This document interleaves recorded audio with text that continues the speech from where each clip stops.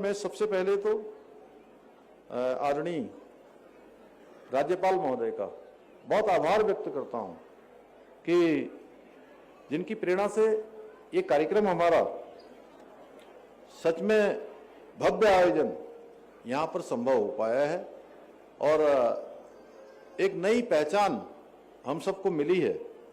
और ये एक आयोजन मात्र नहीं है कि आयोजन हुआ और समाप्त हो गया, बल्कि उत्तराखंड की जो हमारी पहचान है, उत्तराखंड की प्राकृतिक संपदा है, कृषि के क्षेत्र में जो हमारी संभावनाएं हैं और उभरती हुई हरित अर्थव्यवस्था की जो खुशियां मनाने का ये बसंतोत्सव एक महापर्व भी है।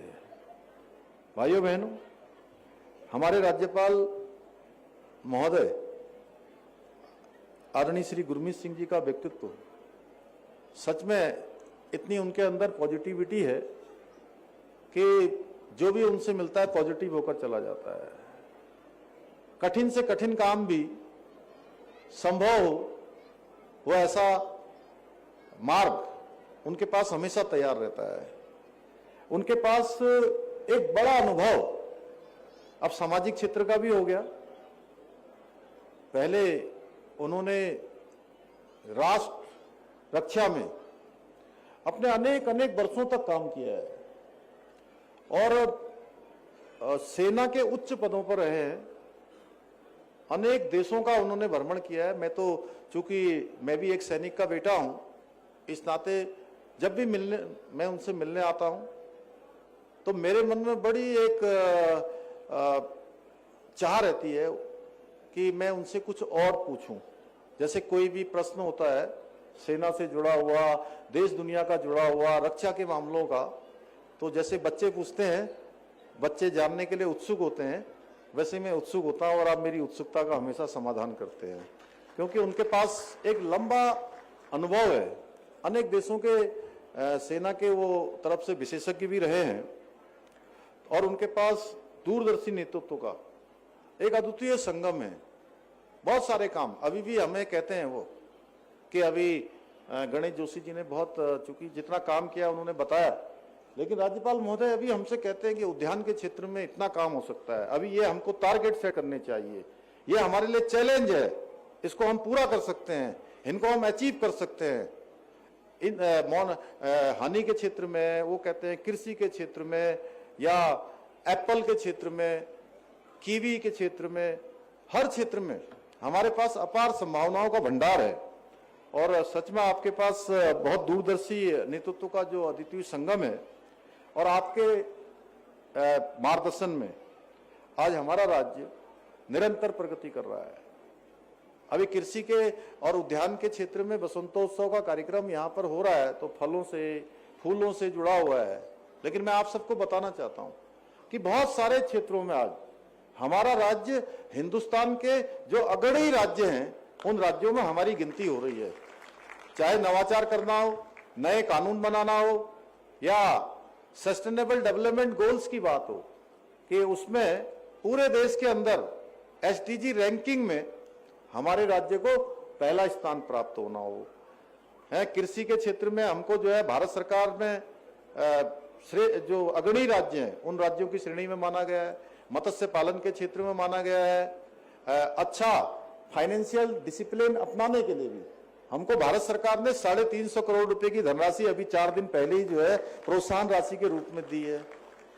खनन के सेक्टर में हमको 100 करोड़ रुपए की धनराशि 2 बार अच्छा काम करने के लिए, सारे मानकों पर फिट बैठने के लिए भारत सरकार ने हमको दिया है। पर्यटन के क्षेत्र में हमको सर्वश्रेष्ठ राज्य के रूप में पुरस्कार मिला है। फिल्म के क्षेत्र में हमको मिला है।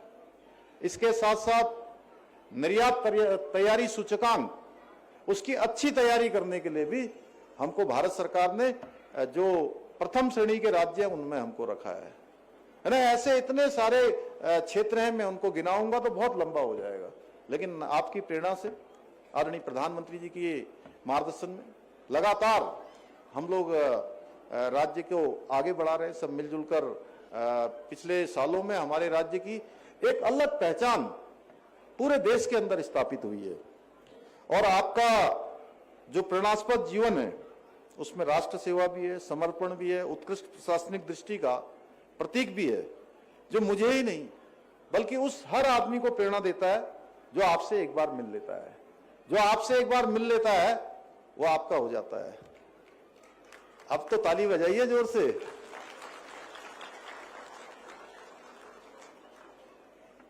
भाइयों बहनों, ये बसंत केवल एक ऋतु मात्र नहीं है, बल्कि ये प्रकृति के श्रृंगार के माध्यम से परमात्मा की अनंत चेतना को अनुभव करने का उत्सव है।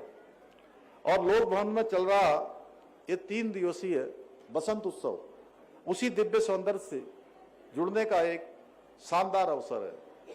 और देखिए कितने शानदार यहाँ पर फूल दिखाई दे रहे हैं, उनके रंग हैं, उनकी पवित्र सुगंध है, मन को सच में एक आध्यात्मिक अद्भुत प्रसन्नता देती है, अत्यधिक शांति प्रदान करने वाली है। भाइयों बहनों, मुझे प्रसन्नता है कि बसंतोत्सव के आयोजन से उत्तराखंड में पुष्पों के प्रति जनमानस की रुचि निरंतर बढ़ रही है और इसके साथ ही फूलों की खेती के क्षेत्र में उल्लेखनीय रूप से वृद्धि भी हो रही है। लोग इस बसंतोत्सव से प्रेरित होकर फूलों की खेती को और अपना रहे हैं। मुझे बताया गया है कि इस वर्ष इसकी theme floral healing nature's part 2 wellbeing रखी गई है। ये शीर्षक बहुत आकर्षक है और हमें बताता है कि किस प्रकार फूलों की सुगंध से हम अपने जीवन में सकारात्मक परिवर्तन ला सकते हैं, कैसे हम पॉजिटिविटी की ओर जा सकते हैं, कैसे और शक्ति प्राप्त करके एकात्म होके अपने लक्ष्य की प्राप्ति की ओर आगे बढ़ सकते हैं। क्योंकि फूल केवल सजावट का माध्यम नहीं होते हैं, बल्कि वो हमारे मन को शांति देते हैं, हमारे वातावरण को सकारात्मक बनाते हैं और मानसिक और शारीरिक स्वास्थ्य पर बहुत गहरा प्रभाव डालते हैं। आप देखते होंगे कि कभी कभी हम किसी रूम में जाते हैं तो उसके अंदर की जो सुगंध होती है वो हमारे पूरे शरीर के मन मस्तिष्क पर बहुत गहरा प्रभाव डालती है और हमारी सोच को बिल्कुल एकदम पॉजिटिव बना देती है। इस विचार को मूर्त रूप देने के लिए उद्यान विभाग द्वारा फ्लोरल हीलिंग का विशेष प्रदर्शन यहाँ पर किया गया है। इसके लिए मैं उद्यान विभाग की पूरी टीम को बहुत उनको साधुवाद देता हूँ कि उन्होंने बहुत शानदार काम किया और सच में जिनका नाम गणेश जोशी जी ने लिया वो सब बहुत बधाई के पात्र हैं। मैं उनकी विशेष सराहना करता हूँ। मैं देख रहा था कि यहाँ पर हिमालय क्षेत्रों से पाए जाने वाले पुष्पों से भी तैयार खाद्य पदार्थों के भी स्टॉल लगाए गए हैं, जो ये दर्शाते हैं कि हमारे पारंपरिक ज्ञान, प्राकृतिक विशिष्टता को यदि हम आधुनिक सोच के साथ प्रयोग में लाएं तो इसके भी सुखद परिणाम निकल सकते हैं।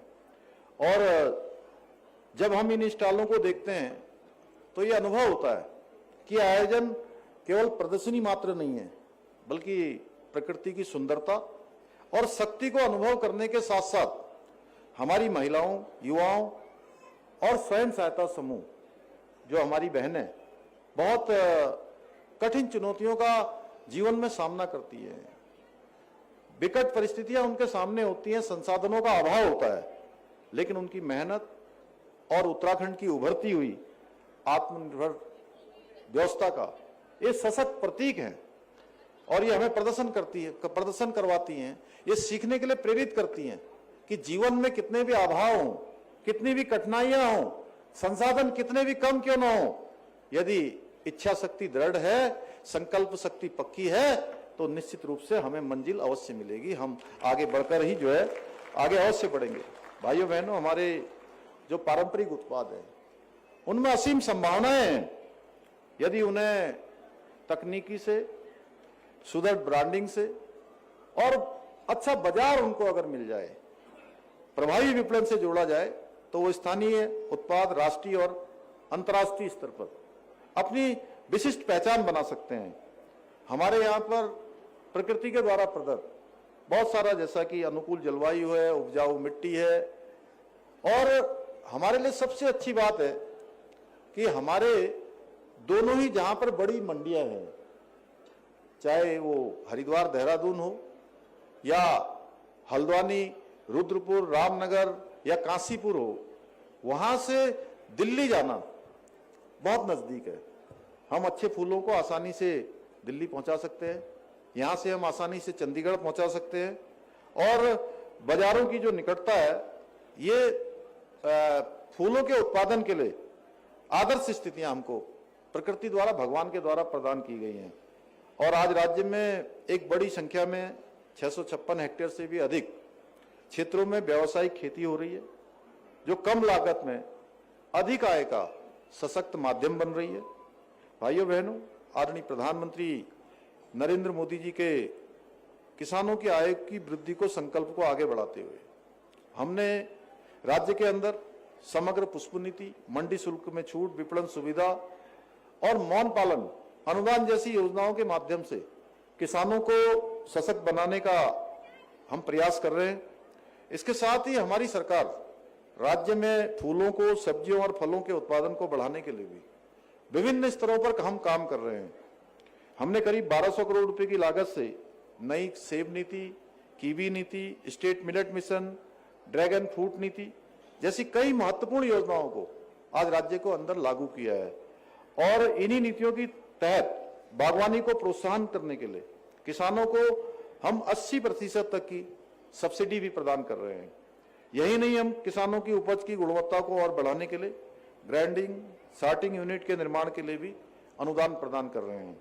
इसके साथ ही हम अभी कृषि मंत्री जी बता रहे थे कि सुगंध के क्षेत्र में भी हम बहुत अच्छा काम कर रहे हैं। अभी हम लगभग 100 करोड़ के आसपास उसके टर्नओवर को ले गए हैं, लेकिन हमने लक्ष्य रखा है कि आने वाले वर्षों में वो हमारा 1000 करोड़ से अधिक हो, 1100 करोड़ का हमने लक्ष्य रखा है, और हम लाखों किसानों को उससे रोजगार से, उनकी आजीविका से, उनके उत्पादन से उसको जोड़ने का भी काम हम कर रहे हैं। इसके साथ ही परफ्यूमी को बढ़ावा देने के लिए भी हमने 300 करोड़ रुपए से अरोमा पार्क काशीपुर में हम विकसित कर रहे हैं।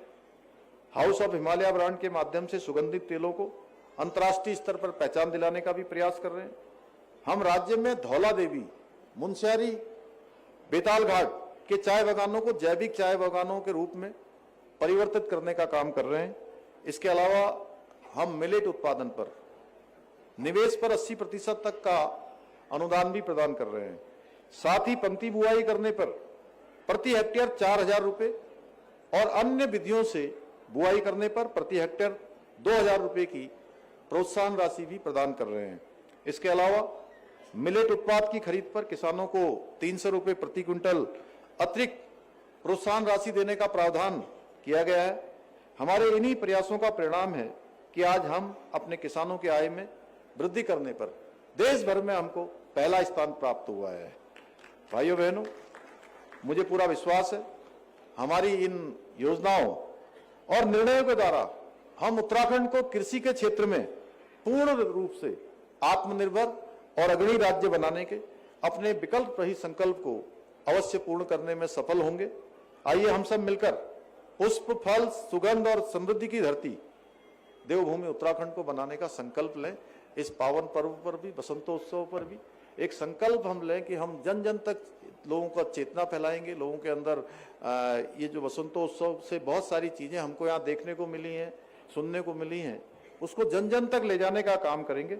इन्हीं शब्दों के साथ मैं पुनः आदरणीय राज्यपाल महोदय को इस आयोजन को इतना बृहद और शानदार बनाने के लिए उनका दिल की गहराइयों से धन्यवाद करते हुए आप सभी को होली की शुभकामनाएं देते हुए अपनी बात को समाप्त करता हूं। धन्यवाद।